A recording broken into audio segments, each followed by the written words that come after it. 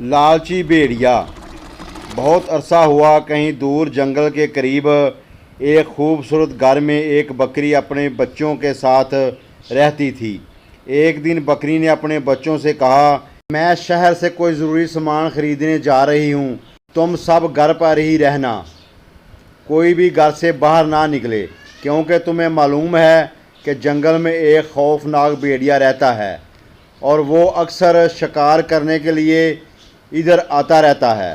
بچوں نے کہا، امی جان آپ فکر نہ کریں، ہم سب مل کر گھر میں ہی کھیلیں گے اور باہر نہیں نکلیں گے۔ بکری نے گھر سے نکلتے وقت ایک بار پھر بچوں کو مخاطب کیا اور کہا، دروازہ اچھی طرح بند کر کے بیٹھنا اور جب تک میں واپس نہ آؤں کسی کے لیے بھی دروازہ نہ کھولنا۔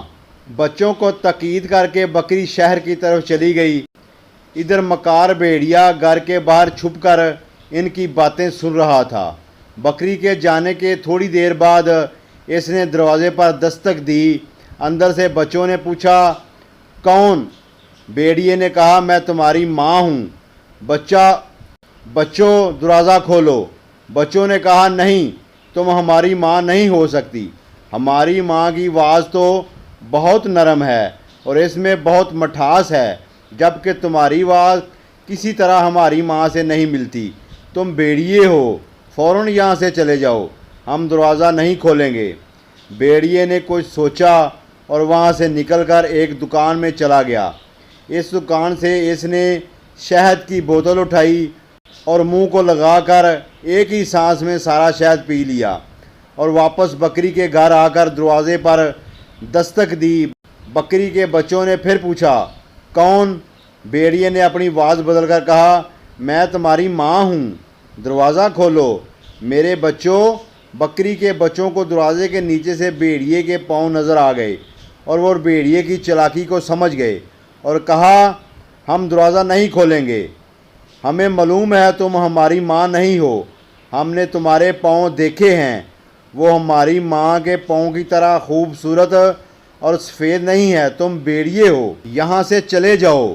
بھیڑیا ایک مرتبہ پھر وہاں سے واپس آ گیا۔ اب وہ ایک اور دکان پر گیا، وہاں سے اس نے تھوڑا سا آٹا چرایا اور اپنے پاؤں پر مل کر انہیں سفید کر دیا۔ ایک مرتبہ پھر بھیڑیے نے بکری کے گھر آ کر دروازے پر دستک دی اور بچوں کو پوچھنے پر بتایا کہ میں تمہاری ماں ہوں، دروازہ کھولو۔ بھیڑیے نے آواز بھی بدل لی تھی اور اب اس کے پاؤں بھی سفید نظر آ رہے تھے، اسی لیے بکری کے بچے دھوکہ کھا گئے اور دروازہ کھول دیا۔ جیسے ہی انہوں نے دروازہ کھولا، بھیڑیا اندر گھس آیا اور بولا، میں تمہیں سب کو کھا جاؤں گا۔ بچوں کا خوف کے مارے برا حال تھا، وہ سب کو نکل گیا، لیکن ایک بچہ کافی تلاش کے باوجود اسے نہ ملا، تو اس نے سوچا، چلو اب تو اور کھانے کی گنجائش بھی نہیں ہے، اگر ایک بچہ نہیں ملا تو کیا ہوا؟ یہ سوچ کر وہ بکری کے گھر سے نکلا اور جنگل کی طرف چل دیا۔ جنگل پہنچ کر اسے بہت زور سے نیند آنے لگی۔ بھیڑیا لیٹ کر خوب گہری نیند سو گیا۔ بکری واپس آئی تو گھر کا دروازہ کھلا دیکھا۔